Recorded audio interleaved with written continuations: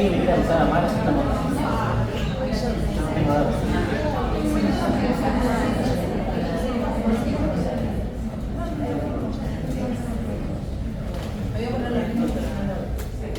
Bueno, buenas tardes a todos. Muchas gracias por estar acá. Es un orgullo, la verdad, presentar al señor Goyaski, docente, dirigente sindical y político argentino. Desde el 2006 es secretario general de la Central Obrera Argentina, cumpliendo 3 mandatos, aún continúa estando al frente de la CTA, y desde 2017 miembro de la Cámara de Diputados de la Nación, representando a la provincia de Buenos Aires. Comenzó a trabajar como docente en 1971 a los 21 años. Se van a sacar de la boca. Se afilió al sindicato docente y votó por la creación del sindicato de CETERA en 1973. Fue despedido en 1978 durante el proceso de reorganización nacional, víctima de la persecución ideológica. Regresó a trabajar en 1981, reconstruyendo el sindicato local de docentes en Loma de Zamora. ¿Vos con el paso me corregís? Fue elegido secretario general de SUTEBA en 1994. Se opuso a las políticas del presidente Menem. Participó en la histórica Carpa Blanca como ayudante. Desde SUTEBA sentimos un gran orgullo por tener un trabajador de la educación en el Congreso de la Nación, quien representa un testimonio de lucha y de idoneidad por su trayectoria. Y es un docente que defiende los derechos de todos los y las trabajadoras del país. Cabe destacar la trayectoria del maestro ya, como ejemplo de lucha sostenida, de firmes ideales y de convicción inquebrantable. Fue elegido en 2007 por unanimidad como presidente de la Internacional de la Educación en América Latina y en el mismo año fue distinguido por la CETERA con el premio Maestros del Viaje. Desde nuestra organización celebramos al gran maestro Hugo y lo acompañamos en la defensa de los derechos de todos y todas las y los trabajadores del país y de todas las conquistas que supo lograr la clase trabajadora, luchando codo a codo en contra de aquellas políticas de ajuste y de retroceso que intente implementar el gobierno nacional hoy y todos los que vengan.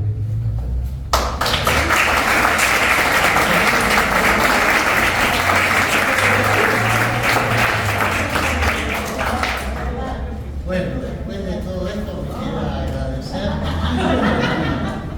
y despedirme hasta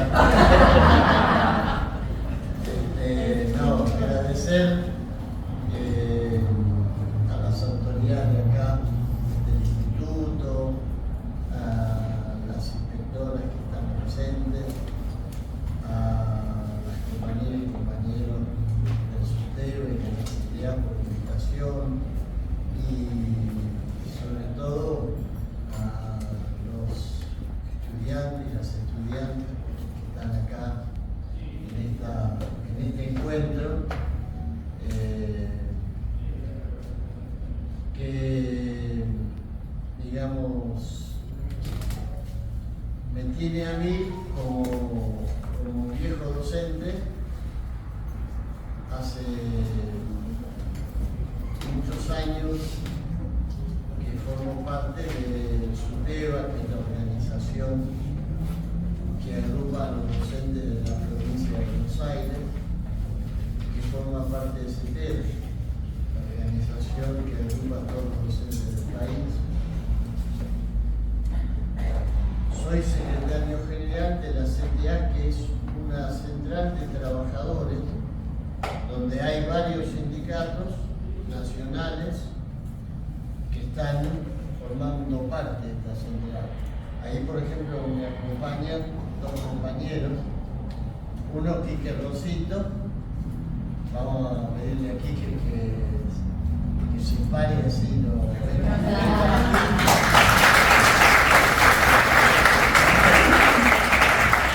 Quique es del Sindicato de Trabajadores Subterráneos, sindicato que por supuesto solo existe en Cava, porque solo existe subterráneos en Cava. Y el otro compañero, Eduardo Pereira, que es...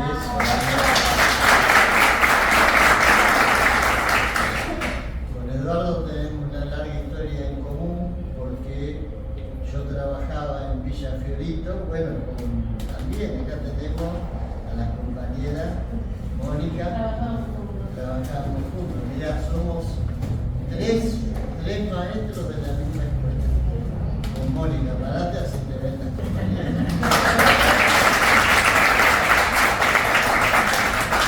Los tres trabajábamos en una escuela de Lomas de Zamora, la escuela número 79, que es una escuela de una zona muy castigada socialmente, muy pobre. Ahora progresó mucho, pero en esa época era una zona que era el final de Villa Fiorito y bueno, Final del partido de Loma. Final del partido de Loma. Mónica y yo éramos maestros, ella maestra, yo maestro y Eduardo era profesor de educación física.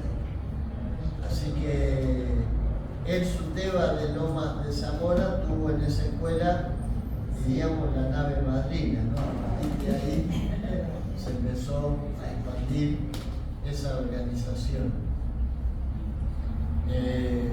Mi primera actividad como docente fue en el servicio militar. El servicio militar era algo que existía hace, creo que la década de, un poco más de la década de 80.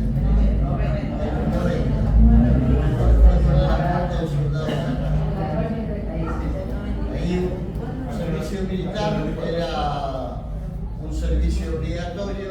Todos los jóvenes a los 18, 19 años tenían que pasar un año o dos según les tocara la marina o estar en el ejército, en la fuerza aérea. Estaban reclutados, hacían su práctica de guerra, de defensa, y eso les llevaba un año. Cuando yo llegué, en la compañía esa había un grupo como de 70 jóvenes conscriptos que eran analfabetos. Entonces, cuando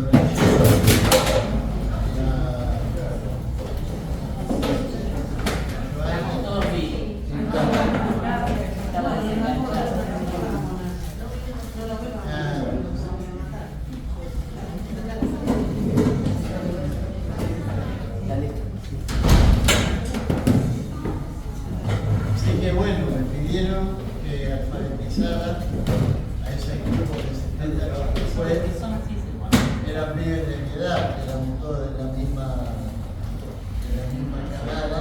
Fue para mí una experiencia muy linda porque salieron alfabetizados y eso fue a lo largo de un año.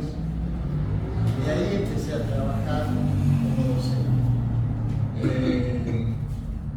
Yo creo que hoy estamos en una hermosa escuela, es cierto, por lo que me contaban, donde cohabitada por distintos niveles de educación, pero creo que si hay algo que tenemos que defender, porque es la posibilidad concreta de eso que para nosotros es tan importante, la movilidad social ascendente, el progreso de las personas, el progreso de la familia. Si hay algo que es importantísimo defender, es la educación pública. Porque la educación pública nos da la oportunidad de lograr cierto nivel de igualdad en una sociedad que básicamente hoy lo estamos sufriendo, tiene profunda desigualdad en la sociedad. No es lo mismo nacer en la casa de alguien que posee una gran fortuna a nacer en la casa de una familia donde el padre y la madre están desocupados y son de condición humilde. Esa profunda desigualdad va a marcar las biografías de esos que nacen ¿no? Imaginémonos dos personas que nacen el mismo día, uno en cuna de oro y otro en una casa muy humilde. Va a haber biografías ya escritas de desigualdad. Y una herramienta que puede compensar esa desigualdad, por lo menos en el plano del acceso al conocimiento, es la educación pública. Nosotros tenemos casos, para mí uno muy notable. Este ministro que está desguazando el Estado, Schwarzenegger, es Schwarzenegger. El otro es Terminator, se encarga de otro tipo de destrucción, digamos, es un poco menos malo que este personaje la otra vez publicó en sus redes la escuela de Villa Citibel, la primaria donde él estudió, una primaria como cualquiera, es una escuela pública, digamos de un barrio de clase media, y después él siguió estudiando en una secundaria también cercana a la ciudad de La Plata, y después fue a la universidad pública. Es decir, que toda su trayectoria la hizo en la educación pública. Después se doctoró en Estados Unidos y lamentablemente ahí se ve que le inocularon estas ideas que practica ahora, porque es uno de los que hoy se encarga de recortar el presupuesto educativo de la nación y de recortar los aportes que tienen que llegar a las escuelas públicas, no solamente para salario, sino para el equipamiento pedagógico, para el equipamiento de los laboratorios, para proveer los recursos para la formación del servicio de los docentes y toda una serie de programas que existían, que han desaparecido. En el último presupuesto desaparecen todos. Digo en el último presupuesto porque es el presupuesto que finalmente presentó el gobierno. Hasta ahora no teníamos presupuesto. Ahora que han presentado el presupuesto, se ve claramente cómo se eliminan todos esos recursos. Y esto nos lleva a un retroceso en términos de los recursos para la educación pública que nos ponen igual que como estábamos cuando instalamos la Carpa Blanca. Cuando instalamos la Carpa Blanca, la inversión educativa era de 3.9. Hoy es casi igual, está un poquito abajo de 4, un poquito ahí, al fin, estamos igual que cuando empezamos con la Carpa Blanca. Y esto con una agravante. El Estado Nacional dejó de enviar los recursos a las provincias. Y esto es muy grave porque esta provincialización del sistema educativo ya la había hecho el presidente Menem en el año 1994 con la ley de transferencia educativa. Y esa ley de transferencia educativa la impuso el Fondo Monetario Internacional. El programa que financió la convertibilidad en la Argentina fue del FMI y había que firmar un compromiso de 12 puntos entre los que figuraba provincializar el sistema educativo, que consistía básicamente en que el Estado Nacional se retirara del financiamiento y que cada provincia financiara con sus propios recursos. Esto que nos lo vendían en esa época con la lógica de que es mejor porque cada provincia sabe cuánto le puede asignar a la educación, que cada provincia decida libremente, porque el Estado Nacional va a tener que poner plata para Corrientes, para Neuquén. Bueno, todo eso en la práctica desnudó, y ahí fue el inicio de una crisis muy profunda de la educación pública que la sufrimos los docentes, pero también los alumnos, porque, claro, las provincias del país tienen recursos desiguales. No es lo mismo la posibilidad que tiene provincia de Buenos Aires que la que tiene Corrientes, que prácticamente no tiene industria, es una provincia que es un gran latifundio y que no tiene posibilidad de recaudar por cuenta propia. Entonces empezó a hacerse cada vez más fuerte la desigualdad. Y esto le quita el sentido al derecho, porque nosotros entendemos que cualquier derecho tiene que ser universal, que un derecho no puede depender de la del poder adquisitivo de cada ciudadano. Es decir, no hay un derecho para los que son muy ricos, un derecho para los pobres y un derecho para los de clase media.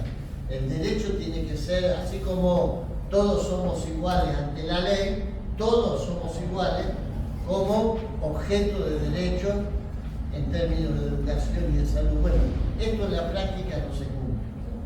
No se cumplía antes, pero hoy se cumple menos. Hoy se cumple menos porque la desigualdad de los recursos de la provincia hace que haya falta de edificios, hace que se tenga que concentrar, como sucede acá, en un mismo edificio, servicios que tendrían que tener sus propios espacios, porque más allá del esfuerzo de los docentes, de la convivencia pedagógica, de todo eso que es parte de la creatividad de los docentes de la escuela pública, más allá de eso, lo lógico sería que cada nivel educativo tuviera su propio espacio en las mejores condiciones. Hoy cuando llegábamos al edificio hablábamos de la escuela Lainez.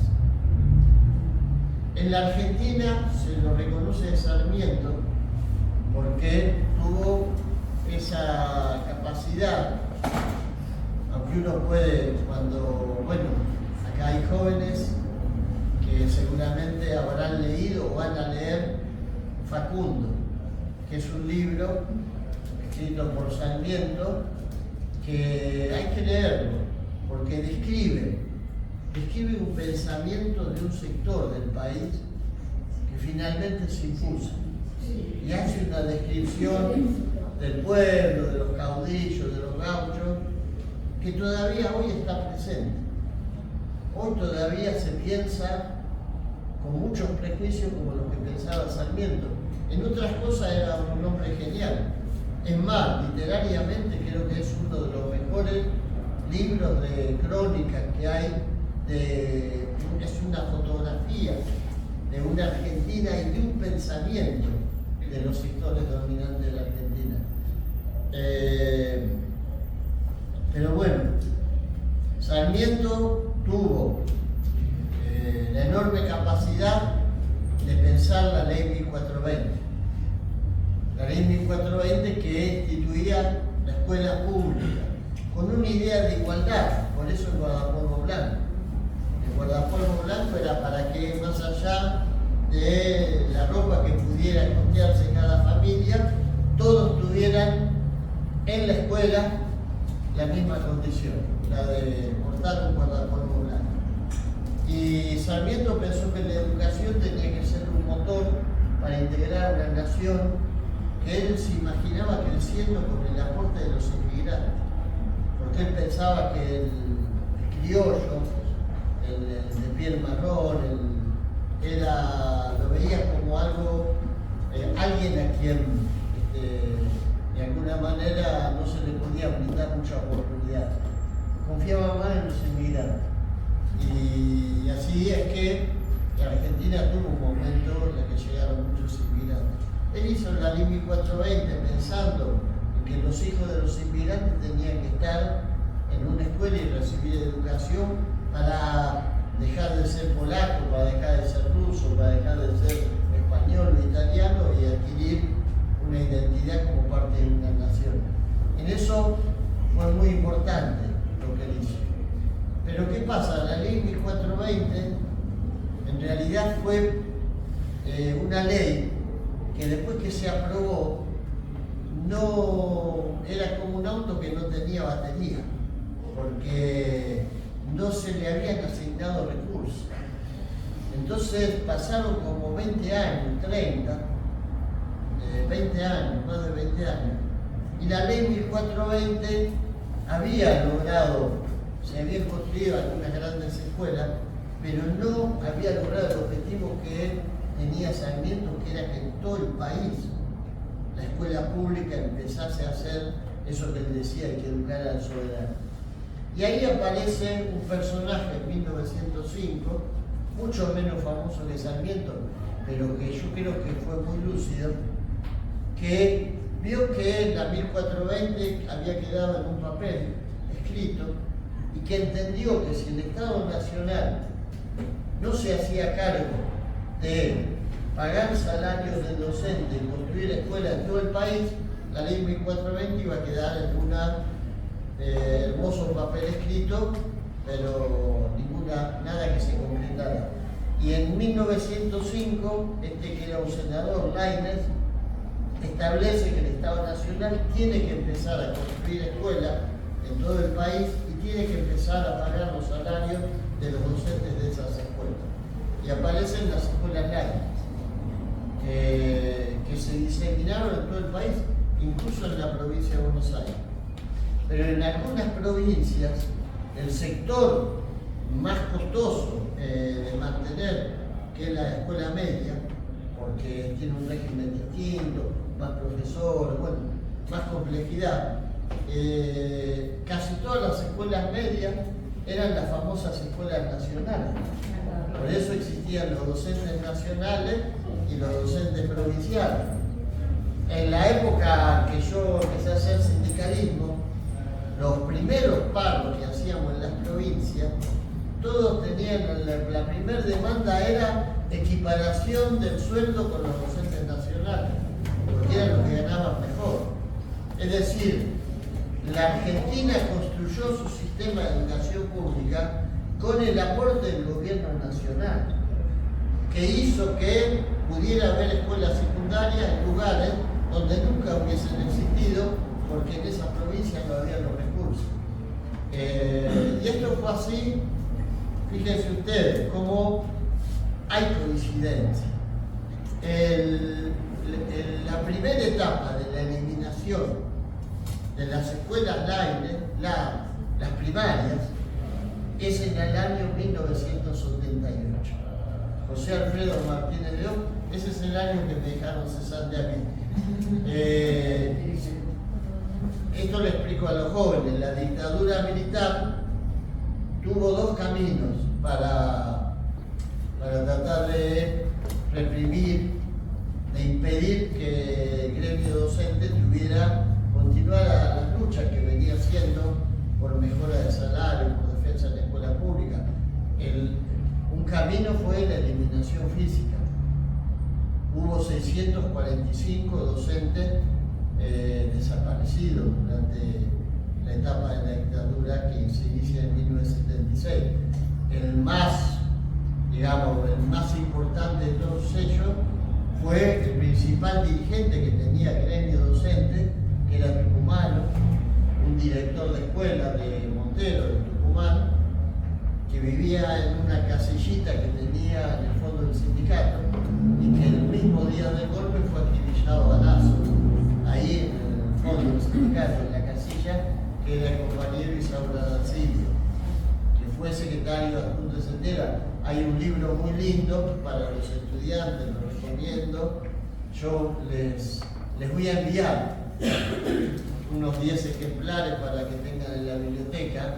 La oruga en el pizarrón, es un libro muy lindo, escrito por un tucumano que narra, hace la semblanza de este dirigente. Y otros tuvimos más suerte.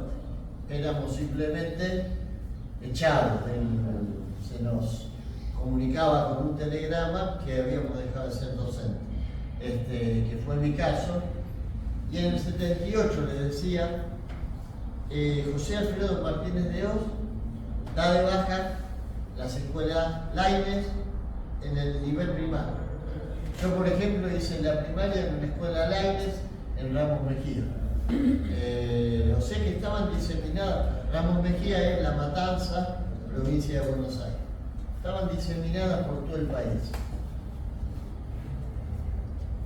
Y la otra etapa de eliminación de la escuela Laines es otro ministro de Economía de la misma línea, Domingo Cavallo, en el año 1992, cuando se transfieren los servicios educativos a las provincias. Por supuesto, las provincias se tuvieron que hacer cargo de las escuelas sin un centavo, ni sueldo docente, ni infraestructura. Entonces, yo creo que la idea del senador Laines en 1905, que de ahí data la ley Laines, fue una idea brillante, una idea que resolvía el tema, desató el nudo crucial, el de los recursos, y dijo el Estado tiene que poner parte, tiene que hacerse cargo del financiamiento, porque estamos hablando de un derecho nacional. ¿Qué sentido tiene tener un ministro de Educación Nacional si el Estado no se hace cargo de nada? Porque en aquella época, ¿se acuerdan? Cuando pusimos la carpa, Susana de Cibre, que era la ministra de Menem, decía, yo no tengo nada que ver, yo soy una ministra sin docente y sin escuela. Esa era la definición de esa época. Y ahora dicen lo mismo. Ahora dicen el ministerio sin docente y sin escuela. Cosas que se van repitiendo, lamentablemente, en la Argentina. Hoy creo que la realidad que tenemos, lamentablemente, es la de un país en el que el ajuste que estamos sufriendo es tan abrumador y tan extendido que no es solamente la escuela pública, es también la salud pública. Ustedes vieron la situación del GAN, el Estado Nacional desfinanciando un hospital pediátrico especializado en patologías complejas, como es por ejemplo la de los chicos que tienen cáncer, que necesitan tratamientos muy sofisticados, con niveles de intervención que no tienen ni siquiera en las clínicas privadas. De hecho, hay muchos casos que se trata en el Garrahan, aunque los chicos sean de familia con muchos recursos. Bueno, eso se trata de financiar. Es parte de la lucha que ustedes ven, las marchas por el financiamiento del Garrahan. Lo mismo está pasando en el sistema educativo, con un agravante, y es el hecho de que han decidido ya dar por derogada la ley de financiamiento educativo, que costó mucho, costó esa carpa blanca, fueron 1005 días de ayuno, 3 años, ayunando grupos de docentes. Bueno, eso fue muy conmocionante para la sociedad. Algunos seguramente estuvieron ayunando. Muy bien. Ah, muy bien.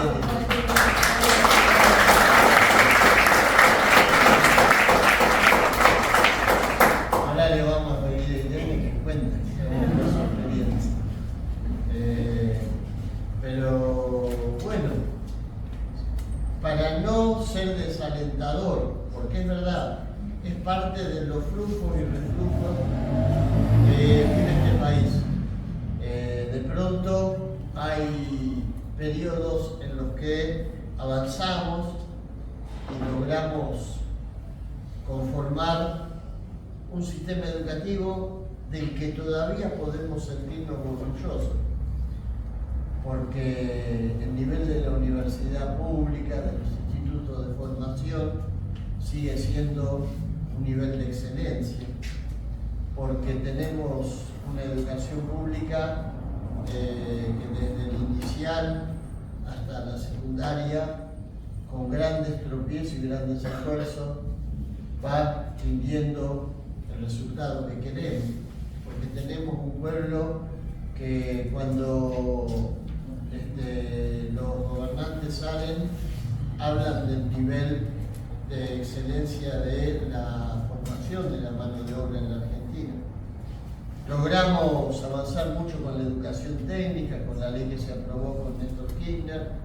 Hoy retrocedimos, lamentablemente, como retrocedimos en otros niveles. Tenemos problemas, qué sé yo, tenemos que ponernos a pensar en serio de qué manera la escuela media podemos, me parece que es el nivel donde tenemos mayor cantidad de dificultades, porque tenemos un sistema que no funciona bien, con los profesores atendiendo horas cátedra en distintas escuelas. Eso tendría que funcionar distinto. Tendríamos que tener escuelas con los espacios. Yo he ido a escuelas medias, qué sé yo, en otros países donde tenés un grupo de 25 pibes y unos están en el taller de teatro, otros en de química, funciona distinto. Hoy lamentablemente ahí quedamos atrapados en un modelo de escuela que bueno, que trata de resolver el tema de los saberes, los aprendizajes, pero con muchos tropiezos. Pero yo reivindico la escuela pública, yo reivindico a los docentes. Yo creo que es una gran elección elegir ser docente, en cualquier nivel. A mí me parece que es una profesión noble, que tiene que tener la mística. Quien elige ser docente tiene que estar convencido de que se puede construir un futuro mejor. Porque si uno no está convencido de eso, si uno está resignado a que, bueno, esto es una podredumbre y las cosas están así, van a seguir así, pobre va a haber siempre, rico va a haber siempre, el que nace pobre muere pobre y el que nace rico muere rico o muere más rico. Hoy es así, el que nace pobre muere más pobre, el que nace rico muere más rico, y listo, se acabó y hay que acomodarse. Y si al mundo lo gobierna un fanático enceguecido, hay que ir y arrodillarse ante él y besarle la mano porque es el dueño del poder.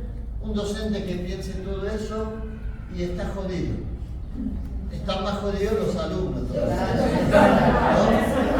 Más jodidos todavía los alumnos, ese docente.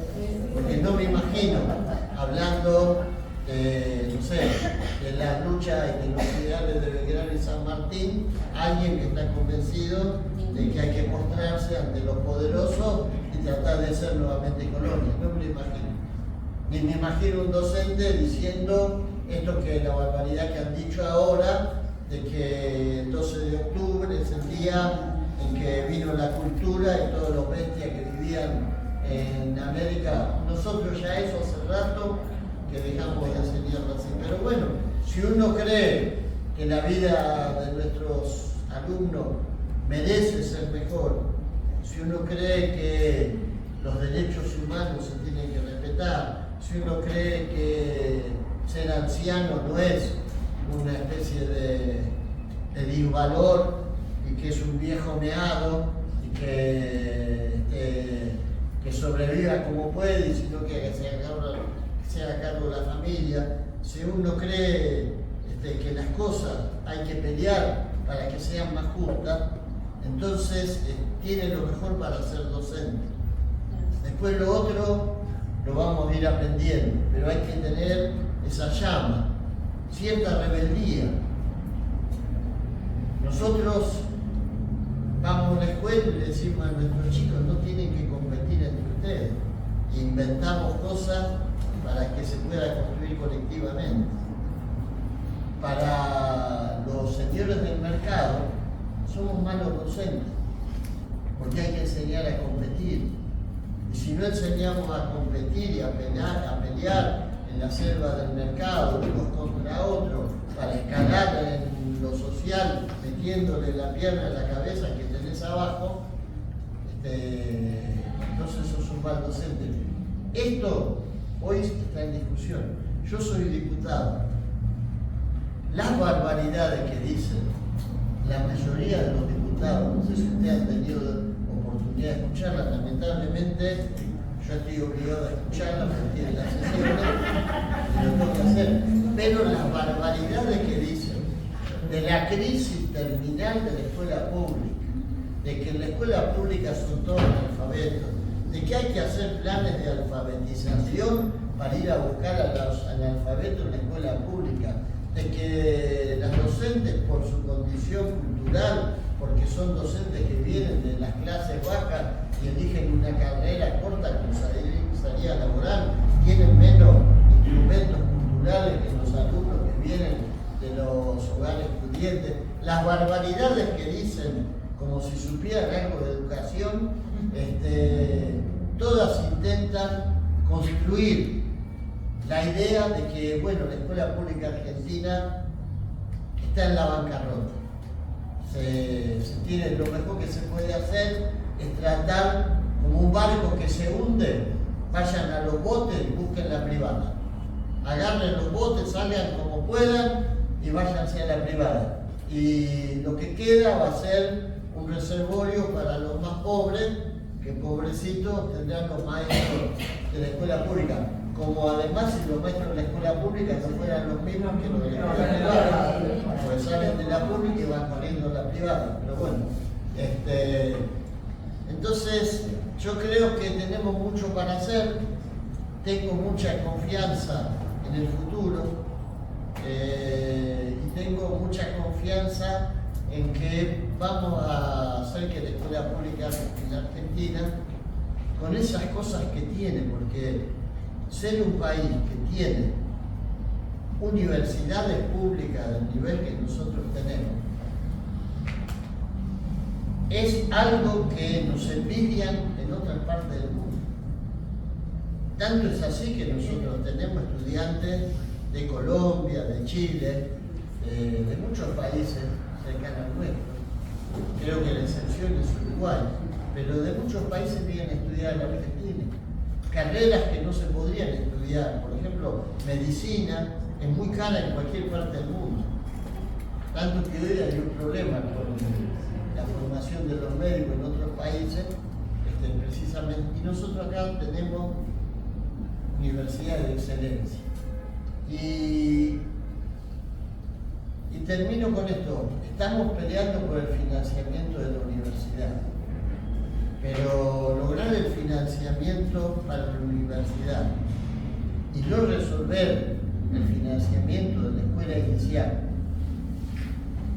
la básica y la media, como, digamos, en el mejor de los casos, es cometer un error.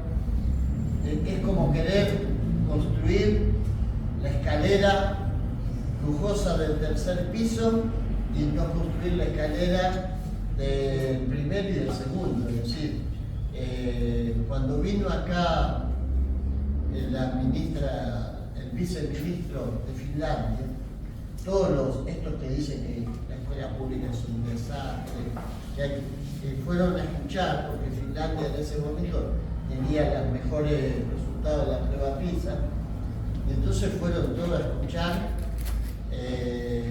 Lo primero que le preguntaron, ¿cuántas reformas educativas hizo Finlandia para llegar a donde está? Y el viceministro dijo, la verdad, ninguna. No recuerdo una reforma educativa que yo tenga memoria. No hicieron reforma educativa. Y las pruebas PISA, ustedes publican los resultados, el ranking. No, la verdad que las pruebas PISA no nos interesan. Decía el viceministro del país. Por supuesto, Finlandia es un país chiquito, como creo que los distritos de conurbano hacia Finlandia, que ese es otro tema. Te ponen las pruebas de países que son tan chiquitos, que tienen clase media, que no tienen hogares en pobreza y te comparan con nosotros que tenemos 45, 46 millones de tanta desigualdad social. Y el otro tema que hay que desmitificar, en Finlandia los mejores salarios los pagan, los reciben los docentes de la escuela inicial. Ellos gradúan, eligen los mejores docentes del sistema, los mejores promedios, van direccionados a la escuela inicial. Los que siguen en promedio a la básica. Y finalmente, los que salen con las calificaciones más regulares son los que van a la media. Y los salarios de los docentes, los más altos, la inicial y sigue después la básica y después el salario más bajo es el de la media. Cuando, claro, todos se quedaban asombrados, los que no sabían eso y con la idea meritocrática, si vos sos de la media, tenés que ganar más que el inicial y el de la básica más que... Él explicó muy simplemente, es decir, el nivel inicial forma la base. Es el momento en el que los chicos y las nenas y los nenes adquieren la capacidad de la autonomía para generar su propio saber. Y si hay un acompañamiento pedagógico, y si hay una práctica acertada de los docentes, esa base se consolida.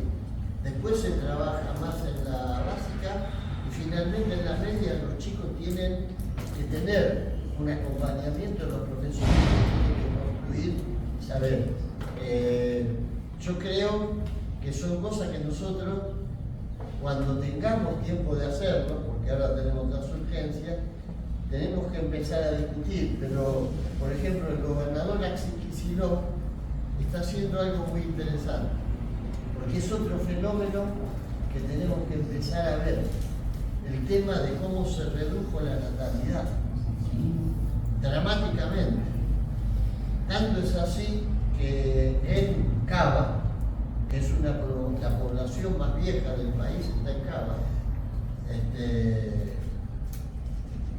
la población más anciana, digamos, ahí ya se están cerrando cursos por falta de matrícula y se están conformando, en lugar de aprovechar eso para empezar a trabajar con grupos más reducidos, se aplica un criterio de ajuste, se van reagrupando los grupos y las aulas que quedan se cierran. En Buenos Aires, Axel está haciendo, Silvionia, algo interesante, muy interesante, que es empezar a aprovechar esos recursos que quedan a disposición, porque se reducen la cantidad de alumnos, para empezar con la educación inicial desde los escalones urbanos. Se está hablando ya de la obligatoriedad de la sala de tren y se está hablando de empezar a trabajar ya con la idea de que a los 2 años se puedan generar niveles. Yo, por ejemplo, mi nieto, que vive en Lomas, ahí donde hicimos el sindicato de Esteban, tiene 1 año, está yendo está haciendo una experiencia en un jardín maternal y la verdad que es un pibe que en los meses que estuvo ahí tuvo un progreso enorme. Entonces, yo pienso que nosotros tenemos que pensar en un sistema de educación pública desde que el pibe empieza a caminar hasta la universidad y dar la oportunidad también de la formación profesional. En eso los sindicatos, la CTA y otros sindicatos de la CGT están haciendo un trabajo muy importante, porque esa educación para consolidar los saberes sobre un oficio, sobre un trabajo especializado, sobre el manejo de máquinas complejas, que ahora se usan. Bueno, hoy hablábamos de un frigorífico acá, donde la línea de producción está computarizada, es decir, ya no es solamente lo veo el frigorífico con la cuchilla en la mano, por ahí hay gente trabajando en un frigorífico enfrente de una pantalla de computación.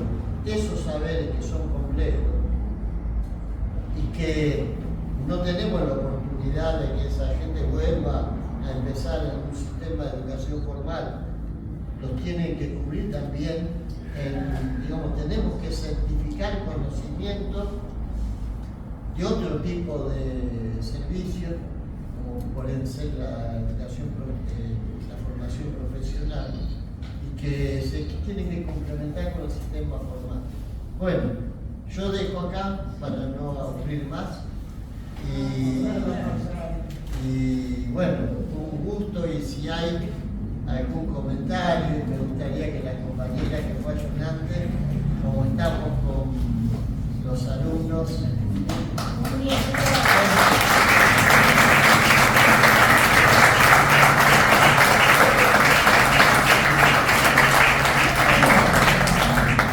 Había preguntas. Había una profe que me dijo que tenía preguntas, ¿verdad? ¿Las chicas? Sí, nosotros tenemos una pregunta para Hugo. Hugo, buenas tardes. Somos un grupo de estudiantes de profesorado de inglés. Buenas tardes. Profesorado de inglés. Formación. Y queríamos aprovechar para hacerle una pregunta. Tenemos dos minutos para hacer, pero voy a hacerla primero. A ver, no sé, ¿qué parece? En el contexto de las escuelas primarias y secundarias, ya saliendo un poco, apartándonos un poco de lo que es política, en el contexto de las escuelas primarias y secundarias, ¿cómo es su perspectiva en torno a la región Malvinas y el abordaje en el aula? Yo creo que algo que muestra la eficacia de la educación pública, incluso acá incluyo a la educación, digamos, privada de gestión pública, las que tienen que cumplir con los currículos, las que están supervisadas por el sector público, porque reciben también subvenciones. La eficacia que tiene la educación para construir una subjetividad social colectiva que nuestro imaginario como nación tiene a la Malvinas como parte de nuestro país, una causa inconclusa que se va legando de generación en generación para llegar algún día a cerrar esa causa inconclusa.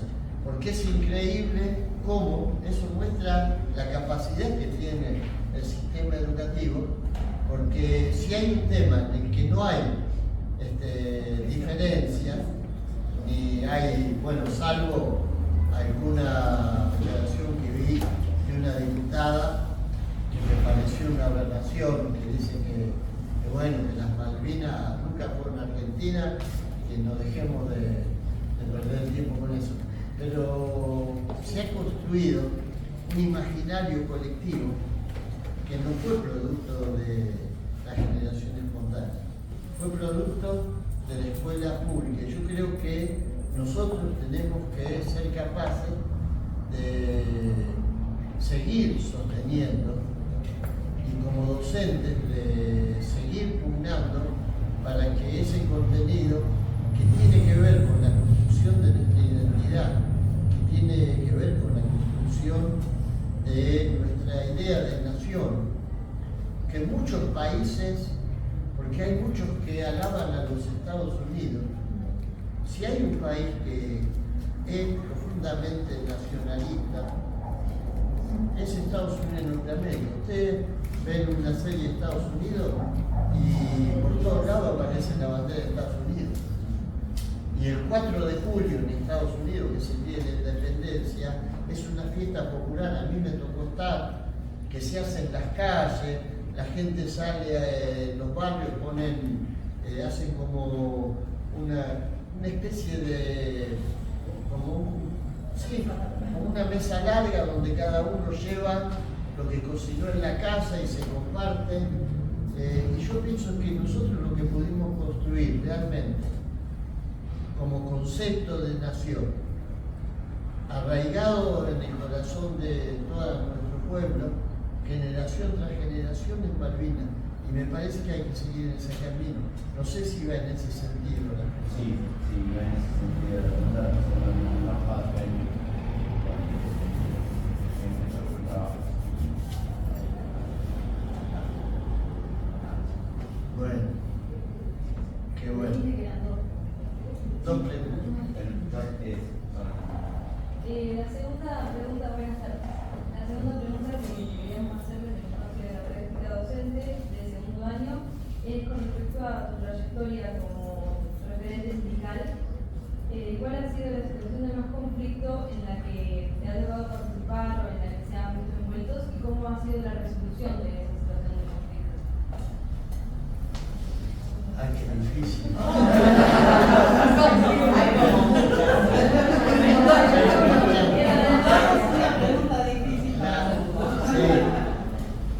Digamos, la que a mí me tocó vivir una etapa, yo fui dirigente sindical del SUTEBA en la década del 90, que fue una etapa muy difícil en el país para los trabajadores del sector público y para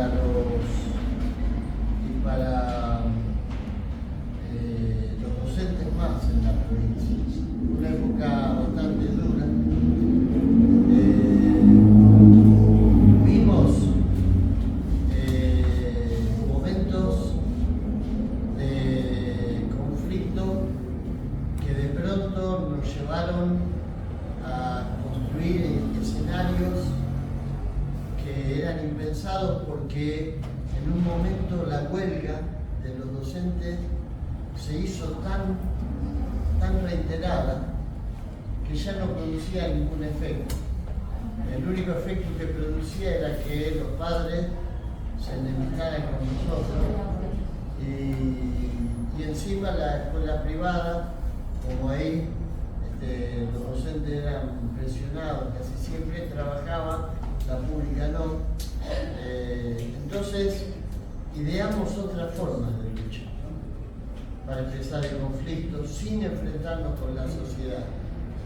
Empezamos con los campamentos, instalamos un campamento frente a la dirección de la escuela que estuvimos meses. Yo después me encontraba al director general de escuela de aquella época y me decía, lo más terrible de todo, dice, yo llegaba a mi casa y seguía escuchando los cantos de ustedes, porque nosotros le cantábamos con los megáfonos en la ventana donde estaba el ministro, así que deporte era. No, Mario Corte. Después inventamos una marcha que arrancó desde las escuelas de islas. Querían cerrar las escuelas de islas porque le costaba mucho dinero, no siempre hablando del ajuste, ¿no? Pero no de este, sino de la década del 90. Entonces, como le costaba dinero trasladar a los docentes y a los alumnos las lanchas, la decisión que tomaron, a alguno que se le ocurrió, se le encendió la lamparita, como siempre ocurre con muchos de los que pasan por el sistema educativo pero no saben nada de educación, fue que, bueno, sacar a todos los chicos de la isla, llevarlos a un lugar donde estuvieran una semana, de manera que en vez de hacer un viaje todos los días, se hiciera un viaje por semana y se los desarraigaba. Nosotros nos opusimos a eso y la forma que encontramos fue hacer una marcha, pero por el río. Entonces empezamos a juntar embarcaciones, botes, lanchas, hablando con los vecinos, porque en las islas del Tigre, quien más, quien menos tiene algún botecito, alguna lancha, hicimos una marcha muy linda con Pereira, con Mónica y muchos compañeros, que llevamos una bandera larga argentina por el río. Y finalmente, de tanta inventiva, terminamos instalando la carpa blanca. La carpa blanca fue increíble porque nosotros estábamos en ese momento muy golpeados. Se había dejado de pagar el salario en muchas provincias. Un escenario, lamentablemente, que uno lo puede ver en el horizonte. Espero que las cosas cambien, confío en que en la próxima elección logremos que haya una votación que obligue a cambiar esta política. Pero bueno, pusimos la carpa porque no cobraban 5 provincias, y cuando vos no cobrás el salario, da lo mismo que hagas huelga que no hagas huelga, es decir, directamente le fue la confusión. Se nos caían a pedazos las escuelas de las provincias, las huelgas no surtían ningún efecto, y que les dije, cada huelga nos hundíamos más, como el que está en la ciénaga que se mueve y se hunde más rápido. Y entonces se nos ocurrió, así a la desesperada, bueno, pongamos una carpa, juntemos docentes de cada provincia, hagamos un grupo y ayunamos. Y tratemos de que esto se vea, que se visibilice, porque ya ni era noticia la huelga de los docentes, ni que no cobraran, daba lo mismo. Fue un momento muy difícil. Y la carpa finalmente duró 3 años y pasó gente muy importante por la carpa a brindar el apoyo. Qué sé yo, Joan Manuel Serrat, jugó la selección argentina, un partido de fútbol. Fíjense qué distinta era la Argentina igual. Jugamos un partido de fútbol, los ayunantes, Pereira jugó, ¿no? Un partido de fútbol, selección nacional contra ayunantes en la calle del Congreso. En la calle del Congreso, ahí donde ahora si te pones, viene el protocolo y lo sacan a los jubilados, a los malazos. Nosotros en esa calle pusimos un arco de cada lado, la selección con su titular y los ayunantes. ¿Y quién transmitía ese partido? No lo van a poder creer, Fantino. Fantino en esa época era relator de fútbol. Era relator de los partidos de Boca. No me acuerdo si en Radio Pío, una radio de esa. Y Fantino vino también a colaborar, a relatar el partido de fútbol. Lo comentaba Díaz Maenza, qué sé yo, pasó por ahí desde escritores, directores de cine, Costa Grava, un director griego que hizo una gran película, pasó por ahí Mario de Benedetti, el escritor uruguayo, una maravilla de persona, madre, abuela, Pérez Esquivel, Ernesto Sábato, pasó el Flaco Spinetta, bueno, un montón de gente que mostró que la escuela pública mueve una fibra cuando podemos llegar. También es cierto que era otro país, porque si yo les digo, los periodistas que venían a hablar a favor de la carpa, no lo podrían creer. Muchos de los que hoy están aplaudiendo el ajuste que estamos sufriendo estaban ahí. Pero bueno, fue una lucha con final feliz, la única que yo tuve con final feliz. No es para desalentarlo, no es para que denuncien afiliarse a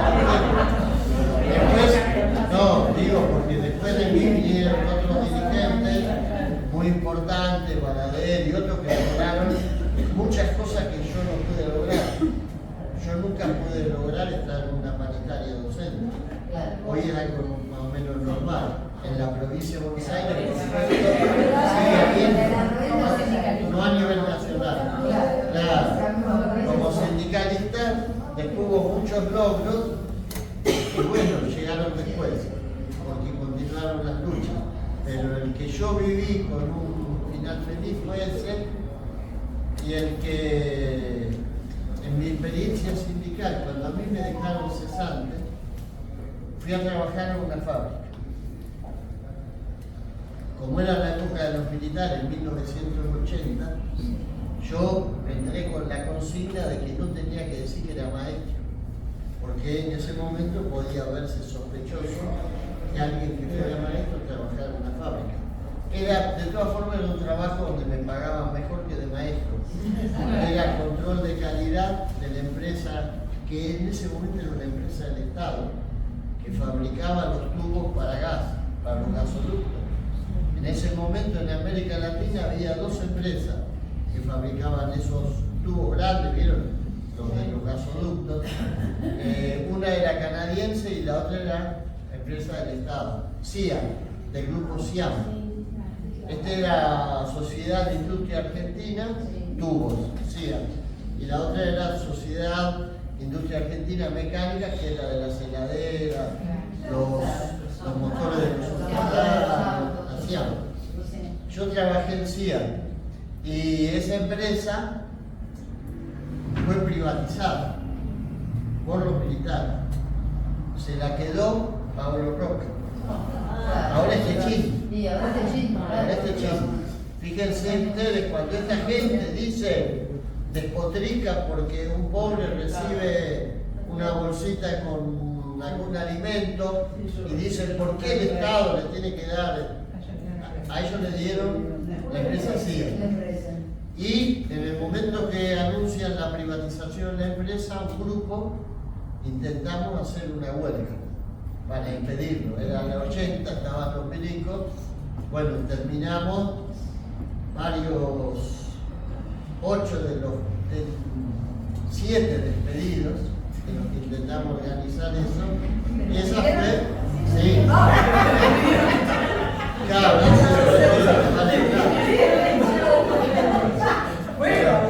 pero bueno, esa fue una experiencia fallida, no tuve éxito. En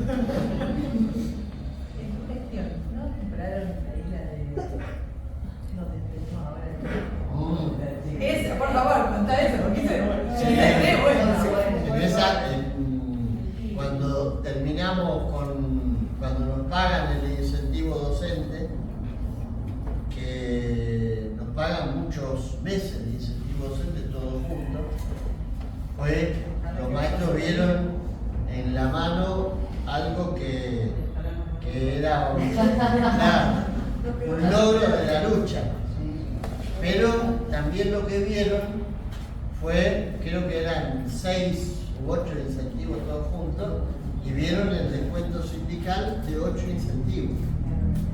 Y entonces hubo sectores que empezaron a plantear que esa plata se las quedaba el sindicato. Y entonces nosotros estábamos justo faltaba, no sabíamos, pero estábamos al borde de que se cayera el valor de un peso un dólar. Y nosotros recibimos de esos aportes sindicales un montón de plata, no me acuerdo, eran dólares, porque un peso valía un dólar.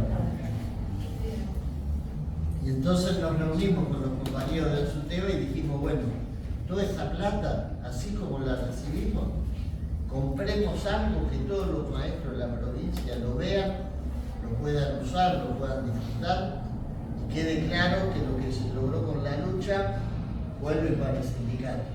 Y entonces compramos la Isla del Tigre, que era, fíjense, la vuelta de la vida. Era de la familia Ulrich.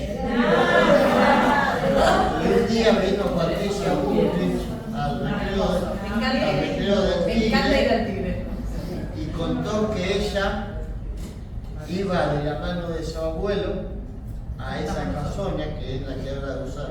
Estamos nosotros. Es un placer. Así que bueno, esa también fue una... Esa es ganancia. Díganle a Rosana que la lleve, por favor. A todos los estudiantes. Todos, Bueno. vayan todos a Si la quieren ir al Tigre, desde ya con un grupo de estudiantes están invitados. Tienen que avisar con tiempo y vamos. Pero acá la jefa regional nos va a dejar ir.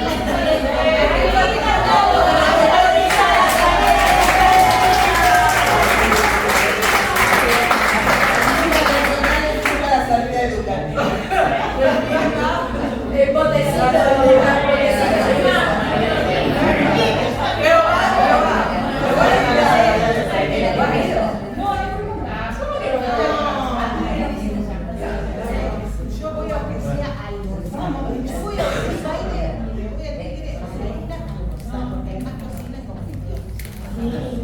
Claro, con los chicos de la escuela, dan una salida.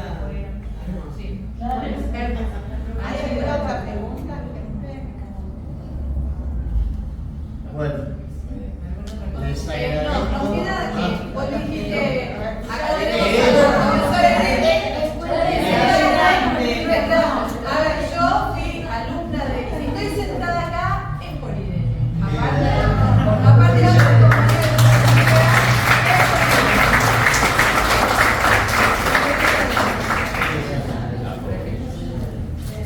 Buenas tardes. La verdad que pasados 2 años y mirando hacia atrás, siempre he sentido que fue todo un privilegio participar del ayuno, porque la verdad fue, no sé, uno de los hitos en mi vida. Aprendí muchísimo acerca de mí misma, mi propia capacidad de sobreponerme al miedo.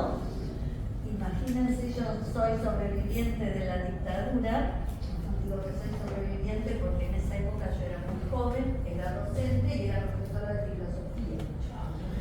Y era soltera y usaba el pelo largo y vivía sola. Entonces, me sobrepuse a ese miedo, pero cuando la primera noche en la carpa blanca dormí sobre el pavimento allá frente al Congreso, les puedo asegurar que tuve mucho miedo. Pero estaban los compañeros y las compañeras en la organización. O sea, en la carpa se veían los ayunantes, pero era una cantidad de compañeros y compañeras detrás que nos cuidaban, nos acompañaban, nos levantaban el ánimo cuando hacía falta, nos traían la olla con el caldito, que era una bendición. Nos hacían recordar la frecuencia con la que teníamos que tomar la ingesta líquida, que era lo único que tomábamos. Así que bueno, ahí vi en acción lo que es un colectivo trabajando juntos por un objetivo común. Y eso es lo que siempre me inspiró a formar parte de Zuleva y a seguir, a pesar de estar juntos. Hugo era una presencia constante también, visitándonos. En esa época, como vos decías, era el secretario general de Zuleva. Sí. Y nos visitaban, nos apoyaban, nos daban ánimo. También tenía el pelo largo. También tenía el pelo largo. Y tanto bastante destartalado.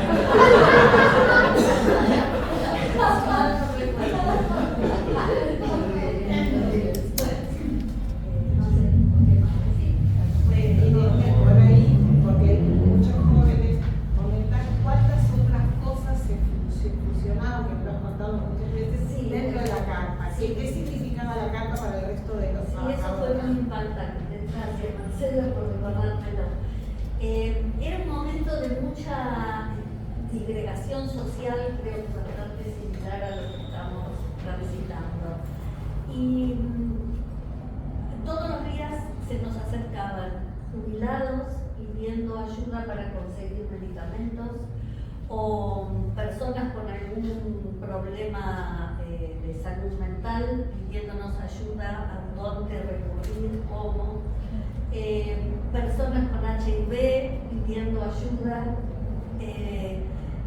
mujeres golpeadas buscando ayuda. O sea, la Carpa Blanca era un lugar, para mí, ya les digo, imagínense, chica de Tres Arroyos trasplantada. Fue toda una visión de un país, de una calamidad que estábamos viviendo y de lo que significábamos los docentes en ese momento. Un referente. Sí, eso fue muy impactante. Y éramos muy poquitos en ese momento porque era justo el día de las elecciones que ganó De la Rúa. Y bueno, yo estuve evaluando si me quedaba acá a votar o si iba a decidir a la Carpa. Pero fue impresionante también la cantidad de visitas que tuvimos de la gente que iba a animarnos y a felicitarnos, porque estábamos allá luchando por. Y bueno, eran los últimos meses ya por suerte de la Carpa.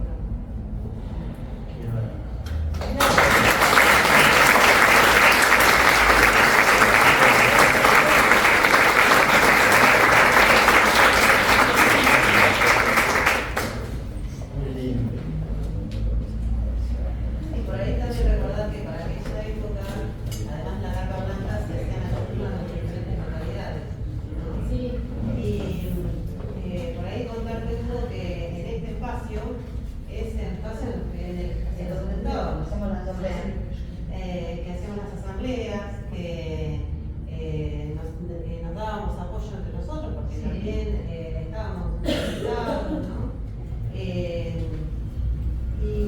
yo hace un ratito estaba pensando, ¿por qué me pongo acá con la cámara todo el tiempo? Porque, ¿sabes qué? Yo creo que la última foto que tengo de mi papá tocando el bandoneón para los docentes es desde este punto de vista. Yo ahora recién estoy cayendo en la cuenta que esa foto la tengo tan presente, porque así como pasaba en la Carpa Blanca, tratábamos de replicar con los recursos que teníamos en desarrollo, ¿no?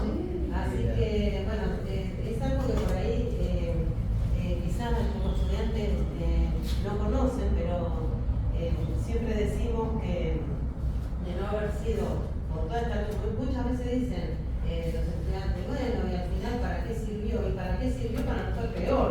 Es muy poco la respuesta que yo les doy como estudiante. Así que bueno, nada, por supuesto agradecerte, Hugo, la presencia hoy y agradecerle a ustedes. No, por favor.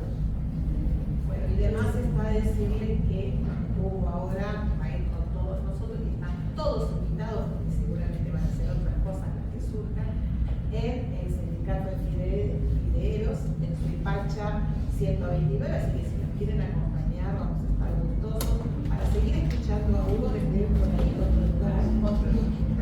Pero además no quiero que dejemos pasar este espacio sin que Hugo nos cuente que ha presentado un proyecto para la Universidad de Desarrollo. Sí, tuvimos una reunión con el intendente, con Pablo Garate, y una reunión con gente del gabinete. Nos trasladaron no